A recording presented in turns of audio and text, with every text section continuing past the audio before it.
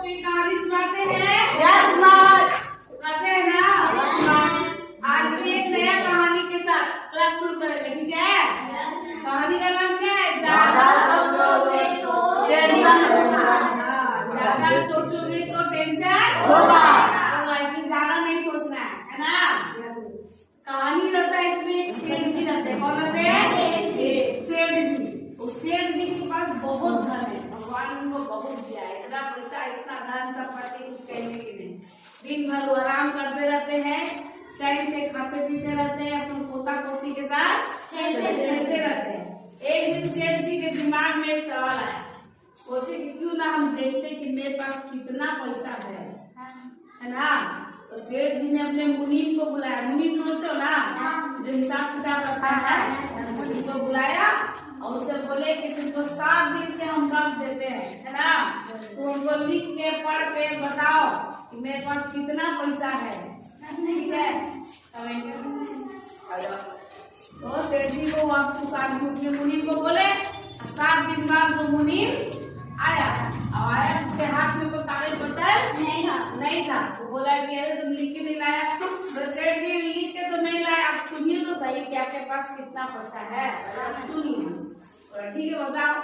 तो बोलते हैं कि आपके पास इतना पैसा है ना कि 7 पुस्त बैठ के खाएगा, मतलब 7 पीढ़ी, पोता के पोता के पोता के पोता बहन कितना बोला है ना? 7 पीढ़ी तक बैठ के खाएगा, मलाई मार के खाएगा। उन लोग कुछ काम नहीं करेगा ना, तैयो खाएगा टाइम से, समझे? कितना पैसा है? अब बोले ठीक है, तो बता तो दिए, अब तुमको 15 दिन का टाइम और हम देते हैं। 15 दिन में तुम सारा का कितना पैसा तुम लिख के, कितना कागज है, कितना धन दौलत है मेरा, है ना? कितना धन दौलत है, कितना जमीन है, कितना जायदाद है, सब हमको लिख के दो, ठीक है? तब उसके बाद क्या, समझे? ठीक है, कहाँ से लिख दिया? हाँ, तो 15 दिन में तुमको टाइम देते हैं। 15 दिन में तुम सारा लिख के लाओ कि कितना मेरा सही में पैसा है, कितना मेरा जमीन है, कितना मकान है ना?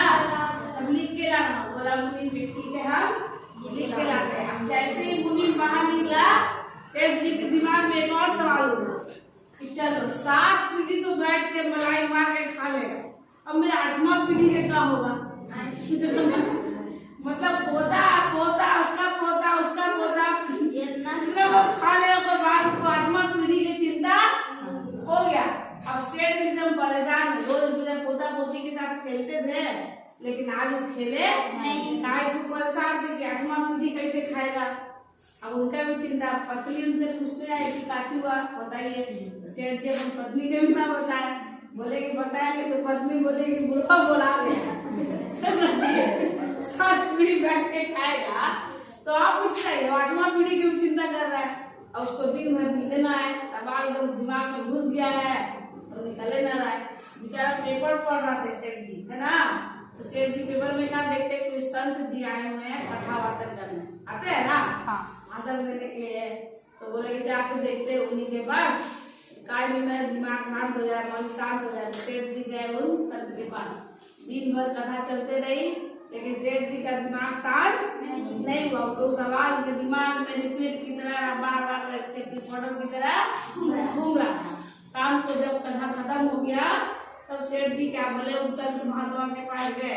बोले महात्मा जी, हमारे वो सवाल है, आप जो बोलिएगा सो पूजा हम करेंगे, जितना दक्षिणा मांगिएगा हम उतना दक्षिणा देंगे, लेकिन मेरे सवाल का जवाब दे दीजिए। संत जी बोले पूछो क्या बात है? तो बोले कि हमको ना अपना चिंता है कि मेरा 8वां पीढ़ी कैसे खाएगा।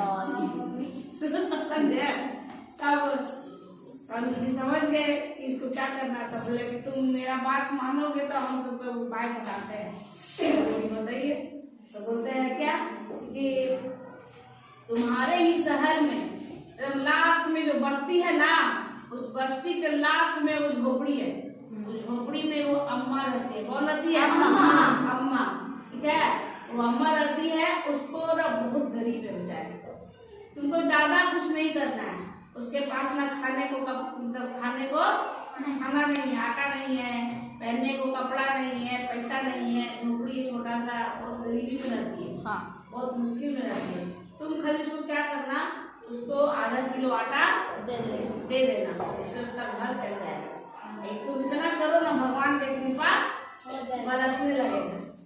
एक दिन तो मिल गया मंत्र, तुरंत फोन किए अपना नौकर को, बोले 1 क्विंटल आटा लेके आओ। आधा किलो नहीं, 1 क्विंटल। 1 क्विंटल कितना होता है? 40 के जी। 40 के जी। 100 किलो कितना होता है? 100 किलो होता है। 1 मन में 40 किलो होता है। 1 क्विंटल में 100 केजी। 1 क्विंटल में 100 केजी, ठीक है। तो 1 क्विंटल आटा लेके उसका नौकर घर से आया, उधर से नौकर उनका 1 क्विंटल आटा लेके आया, इधर से सेठ जी गए, जो रास्ता पर संत जी बताए थे वही पहुंचते पहुंचते बुढ़िया के घर पहुंच गए। और तो दरवाजा खटखटाए, तो अम्मा खोली दरवाजा, है ना। तो बोली अम्मा हमको पता नहीं था। सेठ जी पहले कहा कि चरणों में गिर गया, है ना, गिर गए, हमको पता नहीं था कि आप इतने तकलीफ में हैं, तो हम आपके लिए ना 1 क्विंटल आटा लेके आए, इससे आपका महीने भर का खर्चा निकल जाए, इसको आप रख लीजिए, हमको वो संत जी आपके पास भेजे। तो अम्मा समझ गई कि माजरा क्या है ना। तो बोले भैया हम आज खा लिए, मेरा पेट भर गया, अगर हमको नहीं चाहिए, या अपना सामान लेके जाइए। लेकिन सेठ जी तो जिद कर रहे थे, ना ना अम्मा ले लीजिए प्लीज, मेरा बात सुनिए, अब एक काम कीजिए 1 किलो आटा ले लीजिए। अम्मा बोली अरे भैया हमको नहीं चाहिए, आप अपना घर जाइए, आराम कीजिए। नहीं अम्मा प्लीज प्लीज, लास्ट में वही संत महात्मा के बात मान के, अच्छा आप आधा किलो आटा ले लीजिए, 2-3 दिन आपका चल जाएगा, आधा दिन कल देखेंगे। बोले सुनो, आज मुझे तो जितना खाना था उसका जुगाड़ उस ईश्वर ने मेरा कर दिया, और कल की चिंता हम क्यों करें। ये आटा जो है वो अपने घरे वापस ले जाइए, हम कल का चिंता नहीं करते हैं। जैसे आज मेरा भगवान पेट भर दिए, कल भी भगवान मेरा पेट भर देंगे। ये आटा जो है अपना लेके चल जाएंगे। तब सेठ जी को ये बात समझ में आया कि मैं क्यों संत आदमी ने, उस संत ने इसके पास गया था। तो जो अम्मा क्या बोली, जिस तरह से ईश्वर ने आज मेरा इंतजाम कर दिया है, तो कल इंतजाम कर देंगे, कल की चिंता ना करो। कहानी यहीं पे खत्म हो जाती है। कहानी से क्या सीखते हैं?